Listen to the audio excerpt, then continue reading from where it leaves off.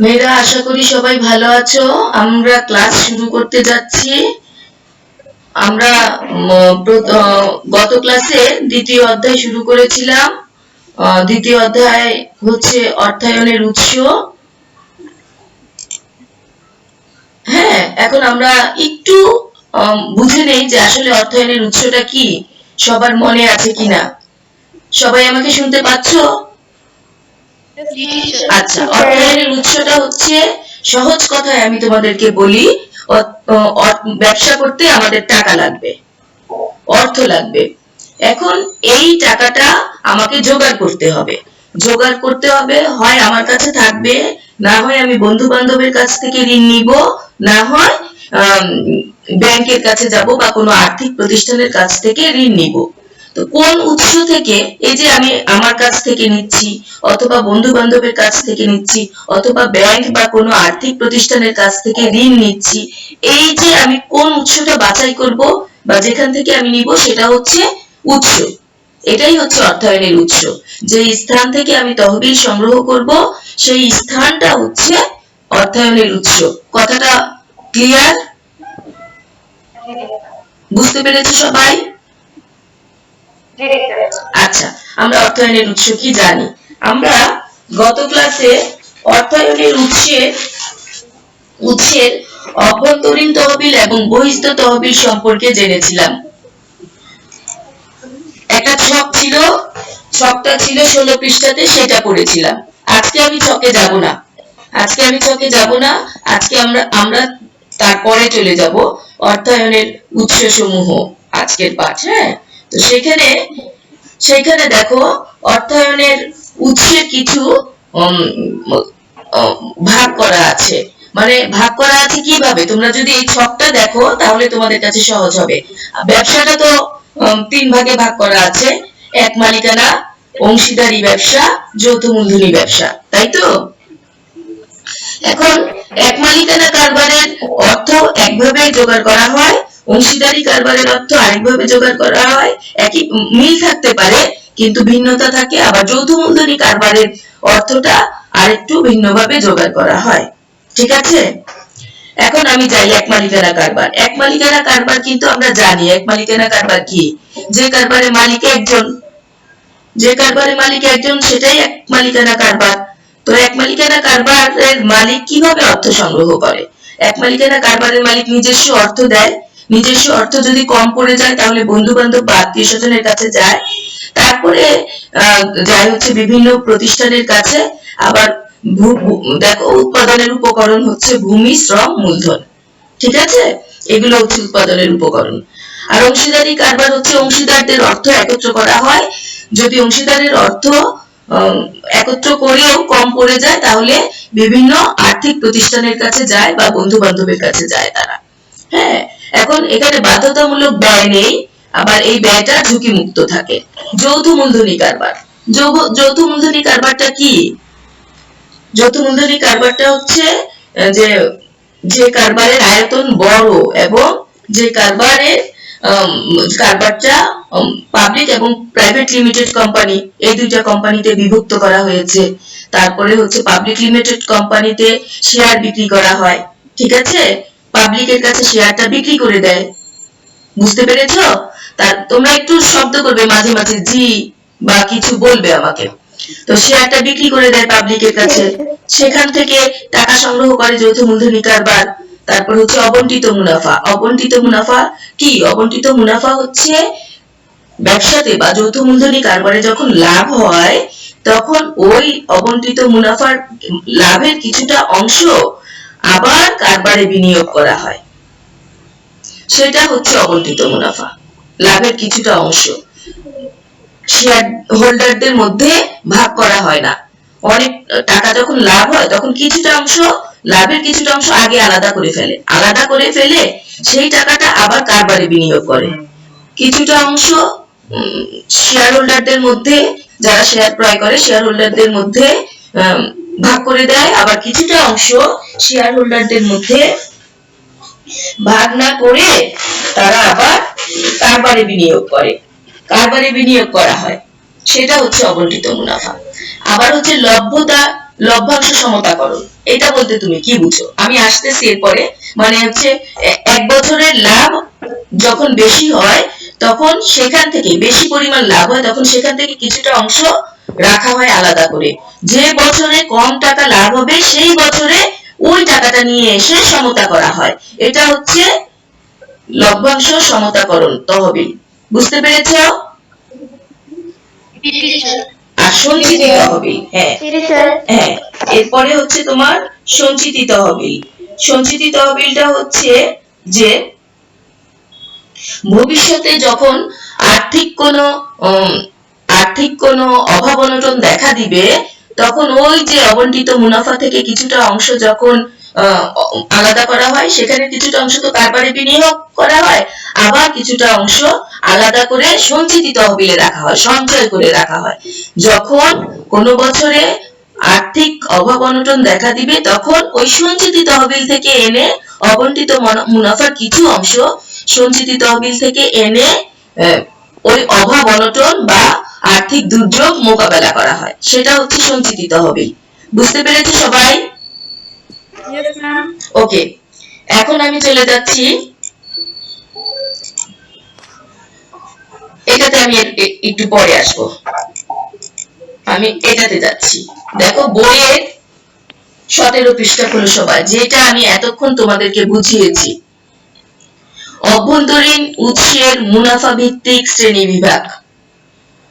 অভ্যন্তরীণ উৎসের মুনাফা ভিত্তিক শ্রেণী বিভাগ, এটা এতক্ষণ আমরা এই কথাটাই আমরা বলছিলাম। এখন যারা জয়েন করবে তারা 17 নম্বর পেজ দেখো, অভ্যন্তরীণ উৎসের মুনাফা ভিত্তিক শ্রেণী বিভাগ। আচ্ছা, আমার বই, তাহলে তোমরা পেজটা উল্টাও, দেখো অভ্যন্তরীণ উৎসের মুনাফা ভিত্তিক শ্রেণী বিভাগ তোমাদের পেজে কত নম্বরে আছে? অভ্যন্তরীণ উৎসের, আচ্ছা তাহলে তোমরা 18 নম্বর পেজে যাও। তাহলে তোমরা 18 নম্বর পেজে যাও। আমি এই কথাটাই এতক্ষণ বলেছি, আবার একটু তোমাদের বই থেকে বলি। ব্যবসা প্রতিষ্ঠান উৎপাদিত পণ্যদ্রব্য বা সেবা প্রদানের মাধ্যমে অর্থ উপার্জন করে। এই উপার্জিত আয় থেকে উৎপাদন খরচ, মানে পণ্যটা উৎপাদন করতে কত টাকা খরচ হয়েছে, বিক্রয় খরচ ইত্যাদি বাদ দিলে যে অর্থ বাকি থাকে সেটি প্রতিষ্ঠানের অর্জিত মুনাফা। মানে খরচগুলো বাদ দিবা। খরচগুলো, একটা পণ্য যখন উৎপাদন করা হয় তারপর বিক্রি করা হয় তখন তো লাভ হয়, তাই না? এখন এই লাভটা কিভাবে নির্ণয় করা হয়? এই লাভটা উৎপাদন খরচ, বিক্রয় খরচ বা আনুষঙ্গিক অন্যান্য খরচ থাকলে সেটা মিটায় দেওয়া হয়। তারপর যে টাকাটা থাকে সেটা থেকে মোট লাভ নির্ণয় করা হয়। আবার মোট লাভ থেকে সরকারকে ঋণের সুদ দিতে হয় যদি কোনো কারো কাছ থেকে ঋণ নেওয়া হয়। তারপর সরকারকে ট্যাক্স, আয়কর প্রদান করতে হয়, হ্যাঁ, কর প্রদান করতে হয় সরকারকে। সেগুলো বাদ দিলে যা থাকবে সেটা হচ্ছে তোমার নেট লাভ। বুঝতে পেরেছো কথাটা? আচ্ছা, এখন আমি যে কথাটা, আমি কিন্তু বইয়ের কথাটাই একটু সহজ ভাবে বলছি যেন তোমাদের বুঝতে কোনো অসুবিধা না হয়। আমি এখন যাচ্ছি আবার অবন্টিত মুনাফা। বলো বলো। আপনি যে বলেন ক্লাসে রেকর্ড করবেন, করছি আমি, ক্লাসটা আমি রেকর্ড করছি বাবা, ক্লাসটা রেকর্ড হচ্ছে, তোমাদেরকে রেকর্ড হচ্ছে, অলরেডি রেকর্ড হচ্ছে। দেখো, আচ্ছা, আমি এটা আলাদা রেকর্ড করি, আমি এটা আমার ডিউ রেকর্ডারে রেকর্ড করি আলাদা ভাবে। কারণ হচ্ছে অনেক সময় জুমে যদি ডিস্টার্ব হয় তাহলে আমার ওইটাতে আর ডিস্টার্ব হয় না, সেই কারণে আমি জুমের রেকর্ডটা একটু অফ রাখি। দেখো, অবন্টিত মুনাফা ও সঞ্চিতি তহবিল, এই কথাটাই কিন্তু আমি এতক্ষণ বলেছি। এখন আমি এই কথাটা আবার বলি।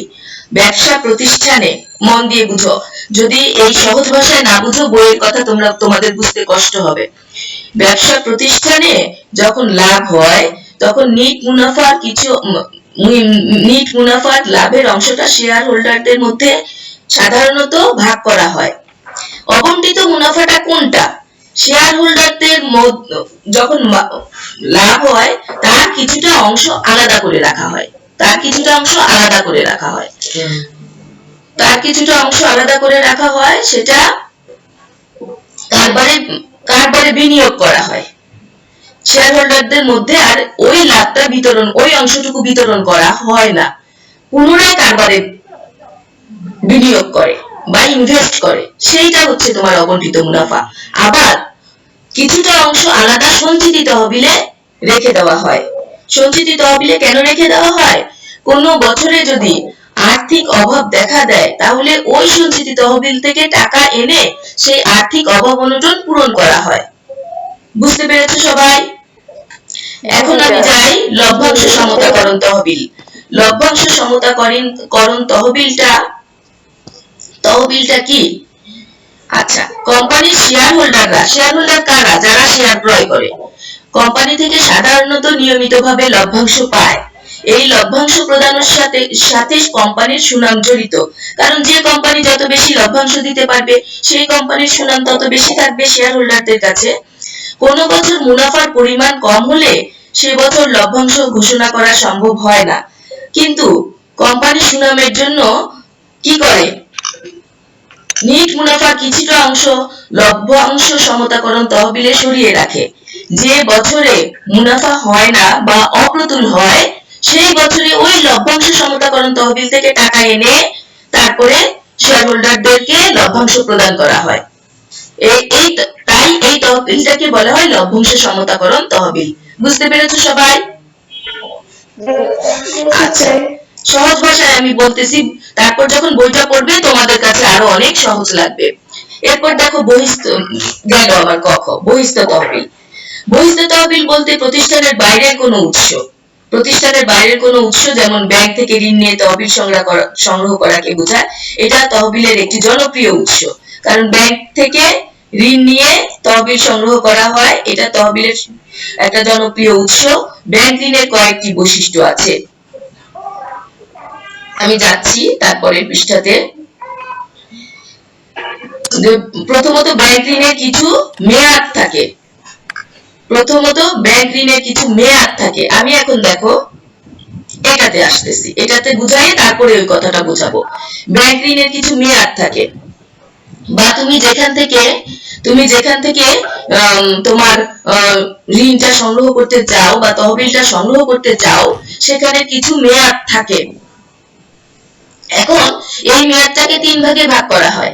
একটা হচ্ছে স্বল্পমেয়াদী বহিস্থ উৎস, একটা হচ্ছে মধ্যমেয়াদী বহিস্থ উৎস, একটা হচ্ছে যৌথ মূলধনী বহিস্থ উৎস।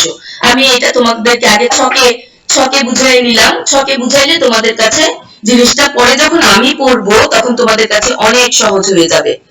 ঠিক আছে মেয়েরা, রেডি? স্বল্পমেয়াদী বলতে আমি কি বুঝি? হ্যাঁ, স্বল্পমেয়াদী বলতে আমি কি বুঝি? মেয়েরা, আমার ক্লাসটা খুব সহজ ভাষায় রেকর্ড করা থাকবে। তোমরা যদি কেউ কিছু না বুঝো অবশ্যই রেকর্ডটা শুনবে, ভালো মতো 2 বার 3 বার শুনবে কথাগুলো, যে টিচার কি বলি, তাহলে তোমাদের কাছে অনেক বেশি সহজ হয়ে যাবে। স্বল্পমেয়াদী বলতে আমি কি বুঝি? দেখো, আমি যখন ব্যাংকের কাছ থেকে ঋণ নিতে যাব তখন ব্যাংক 1 বছরের কম সময়ের জন্য যে ঋণটা দেয়, আবার এই ঋণটা নিতে আমার মূলধন ব্যয় কম হবে, আবার দ্রুত ও সরল প্রক্রিয়ায় আমি এই ঋণটা সংগ্রহ করতে পারবো, আবার ঋণের টাকাটা কম থাকবে। এটা হচ্ছে স্বল্পমেয়াদী ঋণ। স্বল্পমেয়াদী ঋণের বৈশিষ্ট্য হচ্ছে 1 বছরের কম সময়ের জন্য এটা দেওয়া হয়, মূলধন ব্যয় কম থাকে, দ্রুত ও সরলতম প্রক্রিয়ায় এটা সংগ্রহ করা যায়, তারপরে এটা টাকাটার পরিমাণ কম থাকে। এটা হচ্ছে স্বল্পমেয়াদী ঋণ। বৈশিষ্ট্যটা সবাই বুঝতে পেরেছো? তাহলে তোমরা পরে স্বল্পমেয়াদী ঋণ যখন পড়বো তখন সহজ হবে। এখন দেখো মধ্যমেয়াদী ঋণ। মধ্যমেয়াদী ঋণ কি? মধ্যমেয়াদী ঋণ হচ্ছে 1 থেকে 5 বছর সময়ের মধ্যে শোধ করতে হয়। স্বল্পমেয়াদী ঋণ কিন্তু আমি 1 বছরের কম সময়ের মধ্যে ব্যাংকে রিটার্ন করি, শোধ করে দেই, কিন্তু মধ্যমেয়াদী ঋণ 1 থেকে 5 বছর সময়ের মধ্যে শোধ করতে হয়। ঠিক আছে? তারপরে জামানত রাখতে হয়। জামানত বলতে কি? ব্যাংকের কাছে জামানত দিতে হয়। জামানতটা কি? মানে তোমার কিছু সম্পদ, তোমার সেটা বাড়ির দলিল হতে পারে, তারপর হচ্ছে তোমার কিছু গয়নাগাটি হইতে পারে, তোমার কি তারপরে হচ্ছে তোমার কিছু স্থায়ী সম্পত্তি হতে পারে, সেইগুলোর দলিলপত্র ব্যাংকের কাছে জমা দিতে হয়। কারণ ব্যাংক যখন তোমাকে অনেক টাকা দিবে, বন্ধক রাখার বোঝাচ্ছে। হ্যাঁ হ্যাঁ হ্যাঁ, বন্ধক। ইয়েস, বন্ধক রাখা বোঝাচ্ছে। অনেকটা তাই, অনেকটা। ব্যাংকের ভাষায় যখন তুমি ব্যাংকে দিবা তখন সেটা জামানত, শব্দটা জামানত হিসাবে আসবে, বন্ধক হিসাবে আসবে না। কারণ হচ্ছে বন্ধকটা তুমি অল্প সময়ের জন্য নিতে পারো, তারপরে তোমার নিজস্ব প্রয়োজনেও অল্প কিছু টাকা প্রয়োজন হলে নিতে পারো। কিন্তু জামানতটা ব্যাংকে যখন দিবা, তখন জামানতটা ব্যাংকের ভাষায়, ওই যখন তুমি ঋণ নিবা তখন সেটা জামানত বলা হয় ব্যাংকের ভাষায়। তো তখন তুমি এই তোমার কিছু সম্পদ বা স্থায়ী সম্পদ দিয়ে দলিলপত্র ব্যাংকের কাছে দিবা, ব্যাংক তোমাকে তখন টাকা দিবে। কারণ হচ্ছে যদি তুমি টাকা দিতে না পারো, পরবর্তীতে যখন তুমি টাকা দিতে না পারো, ব্যাংক যেন ক্ষতিগ্রস্ত না হয়। তারপরে হচ্ছে রাষ্ট্রায়ত্ত ব্যাংক সমূহ মধ্যমেয়াদী ঋণ দিয়ে থাকে, তারপর হচ্ছে এনজিও, অবলেখক, ওরাও দিয়ে থাকে। এরপর আমি যৌথ মূলধনী কারবারে চলে আসি। অবলেখক মানে কি মিস? অবলেখক মানে? অবলেখক হচ্ছে যারা কিনা ওই মানে বন্ড, ডিবেঞ্চার, হ্যাঁ, এগুলো ইয়ে করে, এগুলো লিখে থাকে, অথবা তোমার সহজ ভাষায় যেটা বলতে বোঝায় যে ঋণপত্র দান করে। তোমরা আঁকাবে না, হ্যাঁ, স্যার দেখবে ক্লাসটা, তাই প্লিজ একটু আঁকাবে না, স্যার ক্লাসটা দেখবে, যে কোনো সময় দেখবে, বা ঢুকে গেলেও আমরা বুঝতে পারবো না স্যার ঢুকেছে কিনা, কাজেই আঁকাবে না। যৌথ মূলধনী, যৌথ মূলধনী কারবারটা কি? আমরা তো বলেছি যে পাবলিক এবং প্রাইভেট একটু বড় পরিসরের কারবার। এই কারবারের আইনগত সত্তা থাকে, তাই না? কৃত্রিম সত্তা থাকে, যে কারবারের কৃত্রিম ব্যক্তি সত্তা থাকে। কৃত্রিম মানে আমি তো মানুষ, আমি তো কৃত্রিম না, কিন্তু যৌথ মূলধনী কারবারের যে সত্তাটা সেটা কৃত্রিম, কারণ ও তো মানুষ না। আবার ব্যবসাকে আলাদাভাবে চিন্তা করা হয়, ব্যবসা একটা আলাদা ব্যক্তি, আবার মালিক কিন্তু আলাদা ব্যক্তি যৌথ মূলধনী কারবারে। তাহলে যৌথ মূলধনী কারবারে যখন ঋণ নেওয়া হয়, যৌথ মূলধনী কারবার থেকে যখন ঋণ নেওয়া হয়, তখন কিভাবে ঋণ দেয়? 5 বছরের অধিক সময়ের জন্য দীর্ঘস্থায়ী ঋণ দেওয়া হয়। যৌথ মূলধনী কারবারে দীর্ঘস্থায়ী, স্বল্পমেয়াদী, মধ্যমেয়াদী, আর এটা দীর্ঘমেয়াদী। যৌথ মূলধনী লেখা হয়েছে, সেটাও হয়, আবার দীর্ঘমেয়াদী ঋণ এটা বললেও হয়, আমি পরে আবার আসবো। 5 বছরের অধিক সময়ের জন্য ঋণ দেওয়া হয়। এটার মূলধন ব্যয় বেশি, কারণ হচ্ছে তুমি যখন মূলধন সংগ্রহ করবে, এর পেছনে তোমাকে বেশি বেশি টাকা ইনভেস্ট করতে হবে, বা ব্যয়টা তোমার বেশি হবে, খরচ তোমার বেশি হবে। তারপর এটা ঋণপত্র, লিজিং, হ্যাঁ, এগুলো এগুলো দেওয়া হয়, এগুলো যৌথ মূলধনী কারবারকে দেওয়া হয়। ঋণ দেওয়া হয়, ঋণপত্র লেখা হয়, লিজিং দেওয়া হয়। হ্যাঁ, লিজিং হচ্ছে এক প্রকার কি সম্পত্তি ঋণ দেওয়া, বা কোনো স্থায়ী সম্পদ কিছু সময়ের জন্য ঋণ দেওয়াকে বোঝায়। স্থায়ী সম্পদ কিছু সময়ের জন্য ঋণ দেওয়াকে বোঝায়, কিছু সময় বা নির্দিষ্ট সময়ের জন্য ঋণ দেওয়াকে লিজিং বোঝায়। তারপর পরিমাণ খুব বেশি, দীর্ঘমেয়াদী পরিমাণটা অনেক বেশি থাকে। এখন আমি যাচ্ছি তোমাদের এই জিনিসটা বোঝানোর জন্য, বহিস্থ তহবিল। আমি যে এতক্ষণ বুঝালাম সেটা কিন্তু বহিস্থ তহবিল বুঝালাম। আচ্ছা, ব্যাংকের ঋণ সুদ থাকে যা দীর্ঘকাল ব্যাপী পরিবর্তন করা হয় না। যখন ব্যাংক থেকে ঋণ নেওয়া হয়, তখন ঋণের হার সুনির্দিষ্ট থাকে, যা দীর্ঘকাল ব্যাপী পরিবর্তন হয় না। তৃতীয়ত, নিয়মিতভাবে সুদের অর্থ ও কিস্তি পরিশোধ করতে হয়, এবং মেয়াদ শেষে আসল পরিশোধ করা কারবারের জন্য বাধ্যতামূলক, যেটা আমি বলেছি। এটা হচ্ছে কি? এটা হচ্ছে ব্যাংক থেকে যখন তুমি ঋণ নিবে। কারবারটা যদি লাভজনক না হয়, তবুও এই সকল অর্থ পরিশোধ করতে হবে। এছাড়া ব্যাংকের কাছে ঋণপত্র বা ডিবেঞ্চার বা বন্ড বিক্রি করেও এই ধরনের তহবিল সংগ্রহ করা যায়। যদি যদি যদি কারবারের কাছে বা কোনো ব্যক্তির কাছে ঋণপত্র, ডিবেঞ্চার বা বন্ড থাকে, তাহলে সেগুলো ব্যাংকের কাছে বিক্রি করা যায়। অগ্রাধিকার শেয়ার বিক্রয় করে তহবিল সংগ্রহ করাও এটাও এক প্রকার শেয়ার। আমরা এই অগ্রাধিকার শেয়ার সম্পর্কে শেয়ার বন্ড অধ্যায়ে জানবো আরো ভালোভাবে। খালি এটুকু জেনে নাও, এটা হচ্ছে অগ্রাধিকার শেয়ার, এটা এক প্রকার শেয়ার। অগ্রাধিকার শেয়ার বিক্রয় করে তহবিল সংগ্রহ করাও তহবিল সংগ্রহের বহিস্থ উৎস। ঠিক আছে? তহবিল সংগ্রহের বাহ্যিক উৎসগুলো, বাহ্যিক মানে বাহিরের উৎসগুলো বেশ জনপ্রিয়। কেন? এর কারণ দুটি। ঋণের মাধ্যমে বাহ্যিক অর্থায়ন করা হলে ঋণের সুদ মোট লাভ থেকে প্রদান করার পর যে লাভ অবশিষ্ট থাকে সেই লাভের উপর কর প্রদান করতে হয়। সাধারণ এই বাহ্যিক উৎসগুলো কেন সবার কাছে জনপ্রিয়? জনপ্রিয় হচ্ছে এই কারণে যে ঋণের যখন কারবার থেকে লাভ হয় তখন ঋণের সুদ আগে প্রদান করতে হয়, তারপর যে লাভটা থাকে সেখান থেকে সরকারকে ট্যাক্স দিতে হয়। এর জন্য এটা জনপ্রিয়। জামিন, তুমি কখন জয়েন করেছো? জামিন, ওকে। তুমি যদি মিস করো কোনো কিছু, রেকর্ডটা 2 বার 3 বার শুনবে, তাহলে তোমার সব ভাষা তোমার কাছে ক্লিয়ার হবে। তারপরে দেখো 2 নাম্বার, ছোট প্রতিষ্ঠানগুলোর পক্ষে অভ্যন্তরীণ অর্থ সংস্থান অনেক সময় প্রয়োজনীয় বিনিয়োগের তুলনায় অপেক্ষাকৃত কম হয়, ফলে বহিঃস্থ অর্থ সংস্থানের তহবিল সংগ্রহের প্রধান উৎস হিসেবে কাজ করে। ঠিক আছে?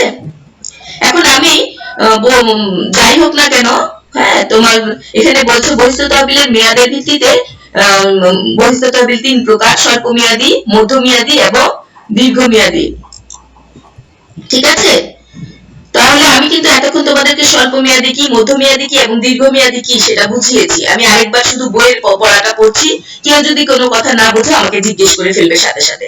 স্বল্পমেয়াদী বলতে 1 বছরের কম সময়কে বোঝানো হয়। ঠিক আছে? স্বল্পমেয়াদী উৎস হতে অর্থ সংস্থানের খরচ তুলনামূলকভাবে সর্বোচ্চ সর্বনিম্ন 2ই হতে পারে। যেমন সাধারণত সর্বনিম্ন হয়। বাণিজ্যিক ব্যাংক গৃহীত ঋণের জন্য স্বল্প মেয়াদে তুলনামূলকভাবে সুদের হার বেশি প্রদান করতে হয়। আবার বিভিন্ন ঋণ মুক্ত উৎস যেমন বাকিতে পণ্য ক্রয়,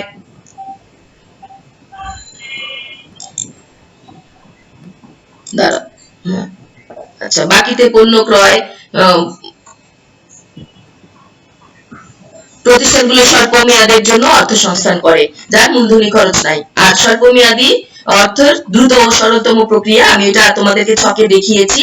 আবার হচ্ছে চাহিদা 1 বছরের সময়ের মধ্যে অতি দ্রুত পরিবর্তন হতে পারে সেসব প্রতিষ্ঠান উৎপাদন ও অর্থায়নের দীর্ঘমেয়াদী পরিকল্পনা করা যায় না। যেমন ফ্যাশন হাউসগুলো যদি দ্রুত তাদের চাহিদা পরিবর্তন করে, তাহলে কি তারাও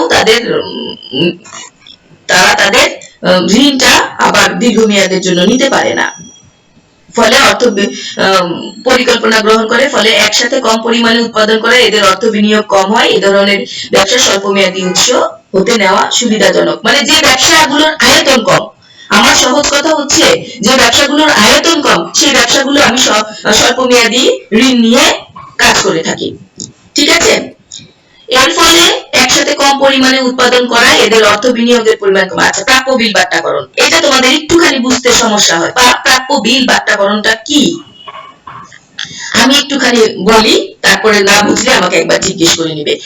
পণ্য যখন বাকিতে ক্রয় করা হয়, তখন ক্রয়কারী প্রতিষ্ঠান বিক্রেতাকে একটি দলিলের মাধ্যমে এই মর্মে অঙ্গীকার করে যে নির্দিষ্ট মেয়াদ শেষে নির্দিষ্ট পরিমাণ অর্থ পণ্য ক্রয় বাবদ পরিশোধ করবে।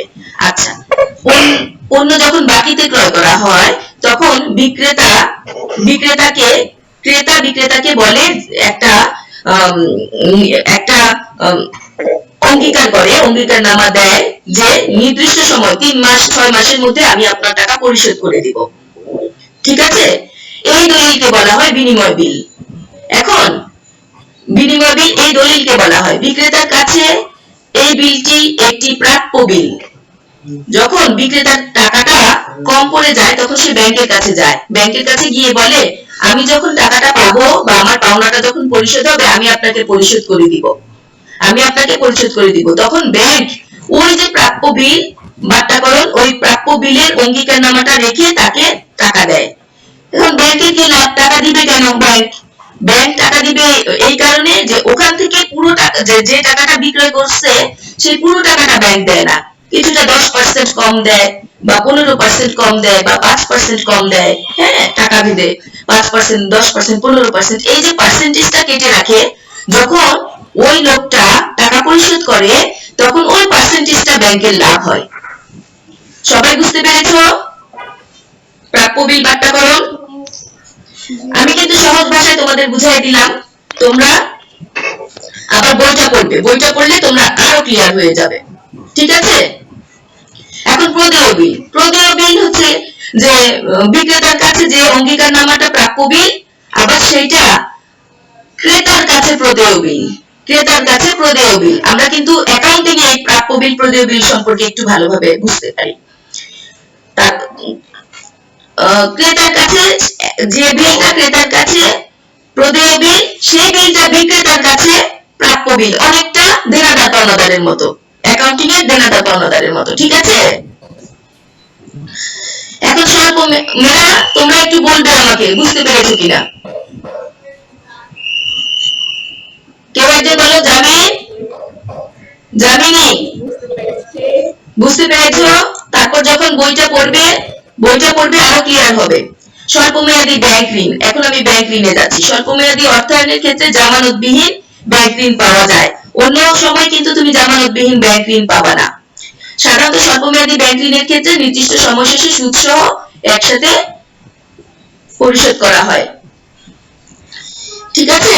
এরপর অর্থায়নের উৎস আমি যাচ্ছি। এরপরে ব্যাংক জমাতিরিক্ত উত্তোলন। ব্যাংক জমাতিরিক্ত উত্তোলন বলতে কি বোঝায়? ব্যাংকের অ্যাকাউন্টে তো তোমার টাকা থাকে। আমরা জয়েন করব। হ্যাঁ বলো। শেষ হয়ে মানে টাইম আপ হয়ে গেলে আমাকে আবার জয়েন করব। হ্যাঁ জয়েন করব। ওকে মিস। মেয়েরা দেখো, এখন ব্যাংক জমাতিরিক্ত উত্তোলন।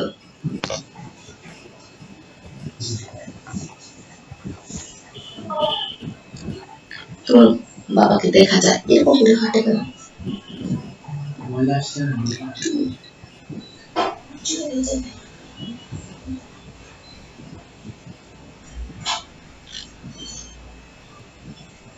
দেখো এখন ব্যাংক জমাতিরিক্ত উত্তোলনটা কি?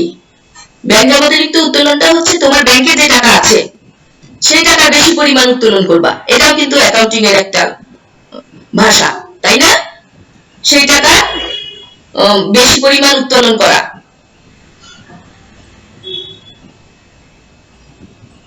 এখন আমরা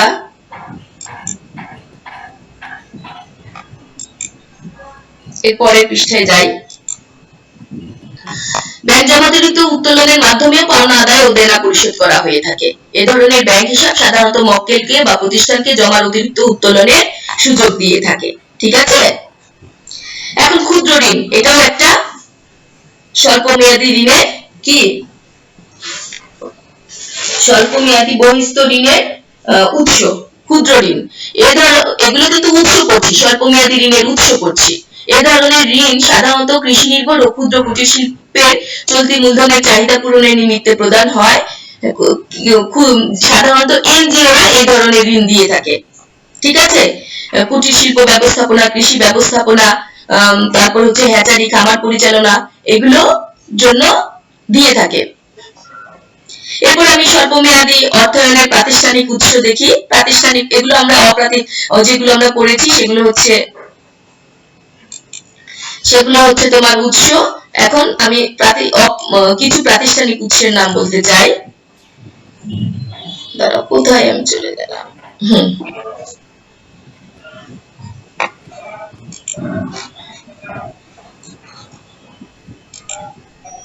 একটু অপ্রাতিষ্ঠানিক উৎস কি? বাণিজ্যিক পত্র। এখন বাণিজ্যিক পত্র কি?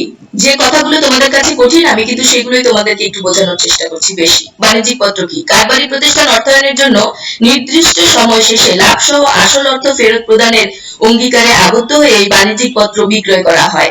এক্ষেত্রে প্রতিষ্ঠানের সুনাম বাণিজ্যিক পত্র বিক্রয়ে জামানত হিসেবে কাজ করে। সাধারণত যে সকল ব্যক্তির সাময়িক সময়ের জন্য কিছু অব্যবহার্য অর্থ থাকে তারা শেয়ার বাজারে বিনিয়োগের বিকল্প হিসেবে এই বাণিজ্যিক পত্র ক্রয় করে। শেয়ার যে ক্রয় করা হয় তার বিকল্প হিসেবে বাণিজ্যিক পত্র ক্রয় করা হয়। এখন এই বাণিজ্যিক পত্র দিয়েও, ব্যাংকের কাছে বাণিজ্যিক পত্র দিয়েও কিছু টাকা ঋণ নেওয়া যায়। এটাই হচ্ছে বাণিজ্যিক পত্র। সবাই বুঝতে পেরেছো? জামিনী বুঝতে পেরেছো? ফাতেমা বুঝতে পেরেছো? ইলমা? আচ্ছা, বাণিজ্যিক পত্রটা হচ্ছে শেয়ারের বিকল্প হিসেবে ক্রয় করে। মানুষজন।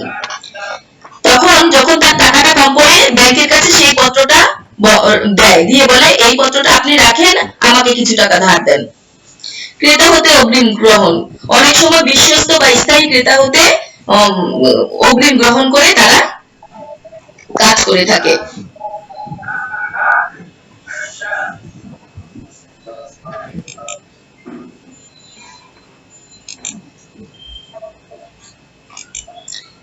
এরপরে দেখো মজুদ মাল বন্ধকীকরণ। এটা তো আর বোঝানোর দরকার নাই, কারণ হচ্ছে মাল বন্ধক রেখে বা জামানত রেখে টাকা নেওয়া হয়। এরপর গ্রাম্য মহাজন, কেউ রাখবে না। গ্রাম্য মহাজন, গ্রাম্য মহাজনের কাছ থেকে অধিক সুদে গ্রাম্য মহাজনরা সাধারণত অধিক সুদে ঋণ দেয়, তো এর জন্য কেউ ওদের ঋণ গ্রহণ করতে চায় না। গ্রাম্য মহাজন স্থাবর অস্থাবর সম্পত্তি বা কিছু জমির দলিলের বিপরীতে ঋণ দিয়ে থাকে। এরপর আমরা চলে আসি মধ্যমেয়াদী অর্থসংস্থানে। আমরা কিন্তু ছকে আমরা পড়েছি 1 থেকে 5 বছরের মধ্যে যে ঋণ পরিশোধ করার অঙ্গীকার থাকে বা যে ঋণ দেওয়া হয় 1 থেকে 5 বছর সময়ের মধ্যে, সেটা হচ্ছে মধ্যমেয়াদী। এখন এর বৈশিষ্ট্য ভেদে উৎসগুলো কি কি? বাণিজ্যিক ব্যাংক প্রদত্ত ঋণ দেয়, বাণিজ্যিক ব্যাংক ঋণ দেয়। এছাড়া বিশেষায়িত আর্থিক প্রতিষ্ঠানও ঋণ দিয়ে থাকে। আমরা তো এটার বৈশিষ্ট্যগুলো আগে পড়েছি, তোমরা আবার, আমি তো বুঝিয়েছি, তোমরা আবার বইটা পড়বে, তাহলে তোমাদের কাছে আরো সহজ হয়ে যাবে।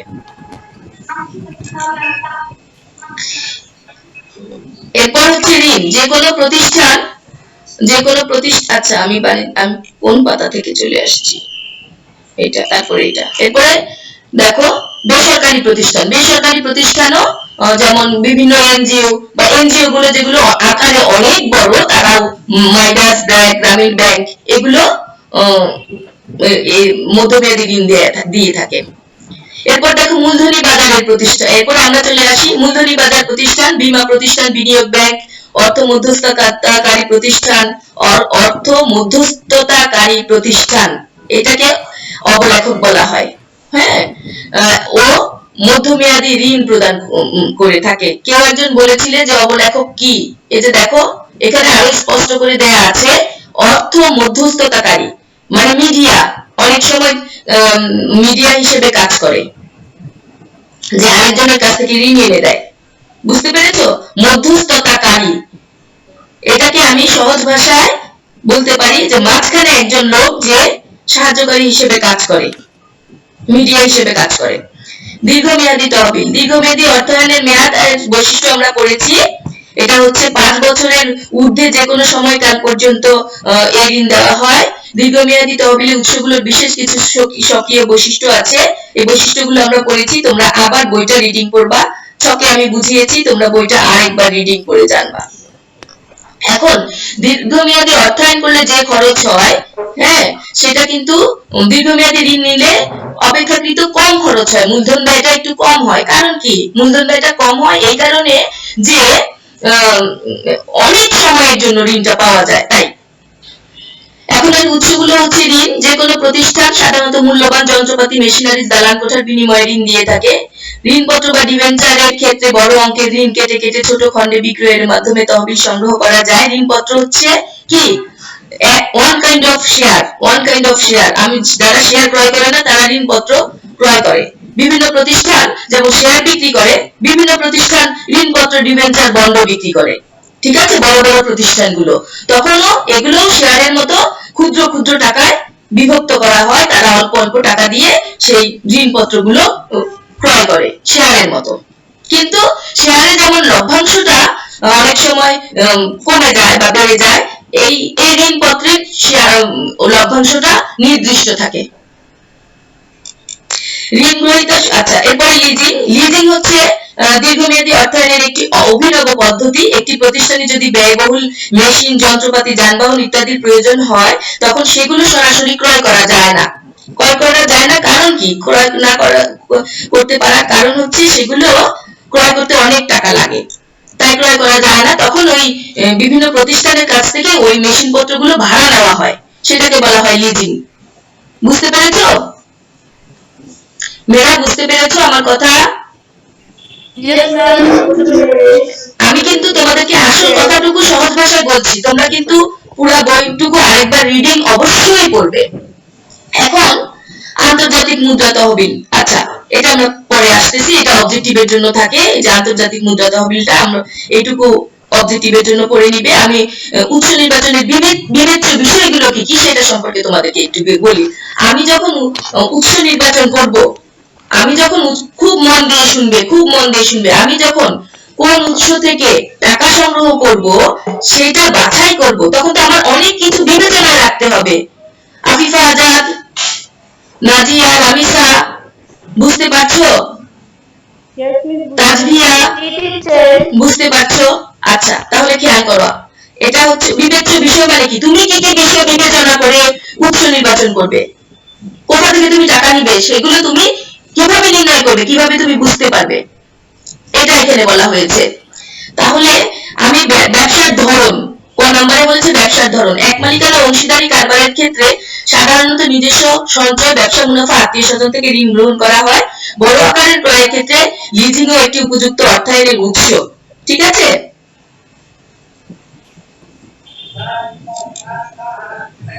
এখন তোমাকে এখানে একটা ছক দেখিয়েছে, ছকে বলছে যে এক মালিকানা কারবার কিভাবে সংগ্রহ করে। এক মালিকানা কারবার সঞ্চয় থেকে সংগ্রহ করে, অবন্টিত মুনাফা থেকে সংগ্রহ করে, ব্যাংকে জমাতিরিক্ত উত্তোলন থেকে টাকা নেয়, স্বল্প মেয়াদী ঋণ নেয়, লিজিং নেয়। অংশীদারি কারবার কিভাবে মানে তার অর্থায়ন তহবিল সংগ্রহ করে, সঞ্চয় করে, অবন্টিত মুনাফা করে, ব্যাংক জমাতিরিক্ত উত্তোলন করে, স্বল্প মেয়াদী ঋণ নেয়, লিজিং নেয়। প্রাইভেট কোম্পানি কিভাবে নেয়? প্রাইভেট কোম্পানি অবন্টিত মুনাফা থেকে নেয়, ব্যাংক জমাতিরিক্ত থেকে নেয়, স্বল্প মেয়াদী ঋণ নেয়, লিজিং নেয়, দীর্ঘমেয়াদী ঋণ নেয়, শেয়ার ইস্যু করে। ঠিক আছে? পাবলিক লিমিটেড কিভাবে করে? পাবলিক লিমিটেড করে অবন্টিত মুনাফা নেয়, তারপরে ব্যাংক জমাতিরিক্ত উত্তোলন, স্বল্প মেয়াদী ঋণ, লিজিং, দীর্ঘমেয়াদী এবং শেয়ার ইস্যু থেকে তারা তাদের টাকাটা বা তহবিলটা সংগ্রহ করে। বুঝতে পেরেছো? এই চারটাতে এই কথাই বলা হয়েছে। এখন আমি যাচ্ছি যে জামানতযোগ্য সম্পত্তির অপ্রতুলতা। সাধারণত নতুন প্রতিষ্ঠিত ব্যবসা প্রতিষ্ঠানের ক্ষেত্রে স্থায়ী সম্পদ জামানতের ভিত্তিতে ঋণ গ্রহণ সম্ভব হয় না, কেননা প্রাথমিক অবস্থায় জামানত যোগ্য স্থায়ী সম্পদ থাকে না। আবার নতুন কোম্পানির জন্য শেয়ার ও ডিবেঞ্চার বিক্রয় অনেকটা অনিশ্চিত থাকে। এই অবস্থায় দীর্ঘমেয়াদী তহবিলের প্রয়োজন হলে লিজিং এর মাধ্যমে তহবিল সংগ্রহ করা অধিকতর যুক্তিযুক্ত। এরপর হচ্ছে অর্থায়নের প্রয়োজনের ধরন। তোমার কি ধরনটা কি? প্রতিষ্ঠান যদি মূল্যবান যন্ত্রপাতি ক্রয় করতে চায় তাহলে সে একভাবে ঋণ গ্রহণ করবে, উৎস নির্বাচন করবে। আবার যদি কাঁচামাল ক্রয়, মজুরি প্রদান, বাড়ি ভাড়া ইত্যাদি করতে চায় তাহলে সে আরেকভাবে করবে। যখন সে বড় বড় সম্পত্তি ক্রয় করবে তখন সে দীর্ঘমেয়াদী ঋণে যাবে। যখন সে চলতি মূলধন জোগাড় করার চেষ্টা করবে তখন সে স্বল্প মেয়াদী ঋণে যাবে। এরপর হচ্ছে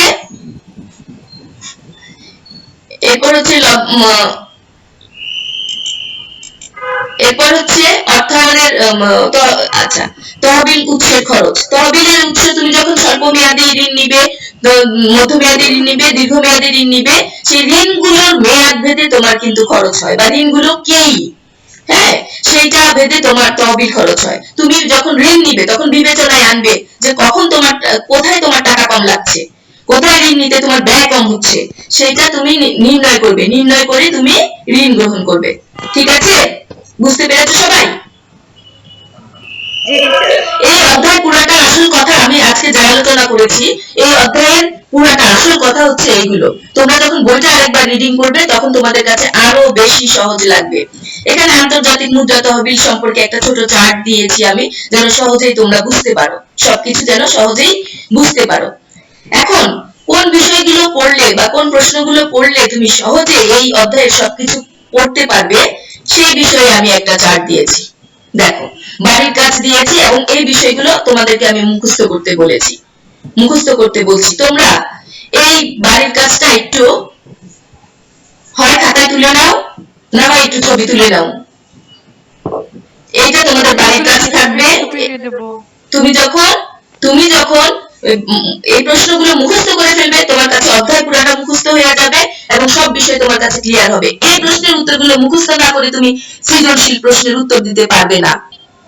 যেহেতু সৃজনশীল প্রশ্ন, আর এখানে সবচেয়ে বড় অসুবিধাটা হচ্ছে তুমি কিন্তু সব অধ্যায়ের মতো বা সব অধ্যায় অথবা সব বিষয়ের মতো বানায় লিখতে পারবে না।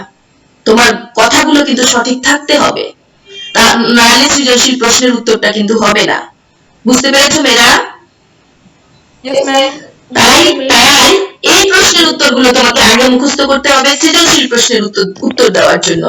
আমি এই প্রশ্নের উত্তরগুলো দেখো লিখেছি, তোমরা যদি একটু কষ্ট করে তুলে নাও অথবা মুখস্থ করো নেক্সট ক্লাস পর্যন্ত, মানে এক সপ্তাহ বন্ধে আবার বৃহস্পতিবার আমাদের ক্লাস হবে। আমি এই প্রশ্নের উত্তরগুলো এই এক সপ্তাহের মধ্যে তোমরা মুখস্থ করে ফেলবে। আর ক্লাসটা তো রেকর্ড করা থাকবে, আমি দিয়ে দিব। তোমরা যদি কোনো কথা না বুঝো জিজ্ঞেস করবে, আমাকে ফোনে জিজ্ঞেস করতে পারো, আমাকে তোমরা ইয়েতে জিজ্ঞেস করতে পারো, মেসেঞ্জারে জিজ্ঞেস করতে পারো। তার কোনো পড়ার সময় যদি কোনো কিছু না বুঝো, তারপরে হচ্ছে এগুলো পড়া শেষ হয়ে গেলে মোটামুটি আমার অধ্যায় শেষ। আমি নিশ্চিন্ত, তোমরা যদি এই প্রশ্নগুলো মুখস্থ করো তাহলে আমি নিশ্চিন্ত থাকবো। তোমাদেরকে আবার বলি, ফিনান্স কিন্তু অন্যান্য সাবজেক্টের চাইতে একটু কঠিন। তোমরা মনে করবা যে থিওরি পড়ে পড়ে দিয়ে দিব, বানাই বানাই লিখে ফেলবো, বাবা এটা যায় না লেখা। কারণ এটা সম্পর্কে তোমাকে ভালো আইডিয়া থাকতে হবে। বানাই লিখতে হলে তোমাকে একদম ক্লিয়ার ভালো আইডিয়া থাকতে হবে। যদি ভালো আইডিয়া না থাকে তোমার পক্ষে এটা বানিয়ে লেখা সম্ভব না, এ প্লাস পাওয়া তোমার পক্ষে সম্ভব না। কাজে এই প্রশ্নের উত্তরগুলো মুখস্থ করবে, বইটা ভালো মতো পড়বে, শব্দগুলোর অর্থ ভালো মতো জানবে। কারণ এইবার কিন্তু প্রশ্নটা একটু উলটপালট হওয়াতে অনেক কম মেয়ে এ প্লাস পাইছে। তাহলে তোমাদের প্রিপারেশনটা আরো ভালো হইতে হবে। মোটামুটি অন্যান্য সাবজেক্টেও কম পাইছে, কিন্তু এই সাবজেক্টের প্রশ্নটা একটু উলটপালট হয়ে গেছে। যেমন একটা অধ্যায় থেকেই প্রায় 2.5টা প্রশ্ন চলে আসছে, যে অধ্যায়টা মেয়েরা বাদ দিয়ে দিতে চায়। এখন কিন্তু কোনো কিছুই বাদ দেওয়া যাবে না, তাহলে তোমরা কিন্তু রেজাল্ট খারাপ করে ফেলবে। আর আমি চাই না তোমাদের রেজাল্ট খারাপ হলে আমি যে আমার যে খারাপ লাগা, ওই খারাপ লাগা তোমাদের চাইতেও আমার মনে হয় বেশি খারাপ লাগা, যেটা আমার সহ্য করতে কষ্ট হয়। কাজেই আমি চাই তোমরা রেজাল্ট ভালো করো। তোমরা এই প্রশ্নের উত্তরগুলো মুখস্থ করো, মুখস্থ করলে সব আইডিয়া হবে। তারপর আমি তোমাদেরকে আবার সৃজনশীল প্রশ্নও দিব, পরীক্ষার আগে সৃজনশীল প্রশ্নগুলো দিয়ে দিব। এখন শুধু এগুলো মুখস্থ করো, তাহলে সৃজনশীল প্রশ্নগুলো তোমাদের জন্য খুব সহজ হবে। সবাই কি আমার কথা বুঝতে পেরেছো বাবা? আমি চাই না তোমাদেরকে নিয়ে আমি আবার লজ্জায় পড়ি। আমি চাই না তোমাদেরকে নিয়ে আমি আবার লজ্জায় পড়ি। ইনশাআল্লাহ তোমরা অনেক ভালো রেজাল্ট করবে। ইনশাআল্লাহ আমি আশা করি তোমরা মনোবল রাখবে এবং এবারের রেজাল্টের চাইতেও তোমাদের রেজাল্ট অনেক বেশি ভালো হবে, কারণ আমরা আরো 1 বছর সময় পাবো।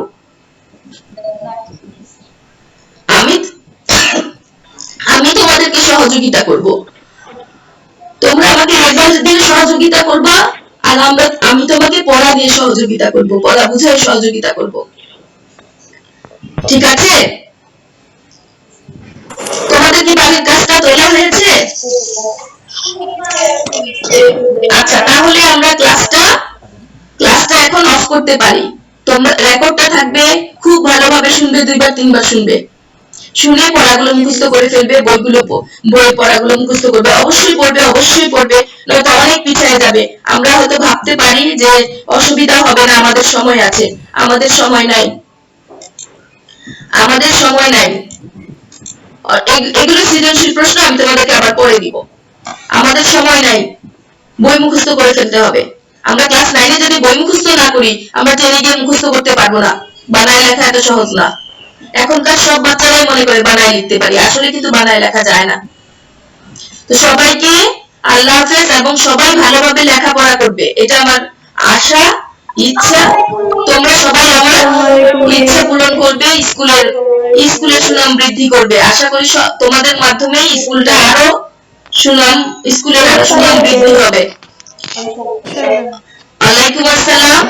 সবাই ভালো থাকবে, নিরাপদে থাকবে। ওয়ালাইকুম আসসালাম।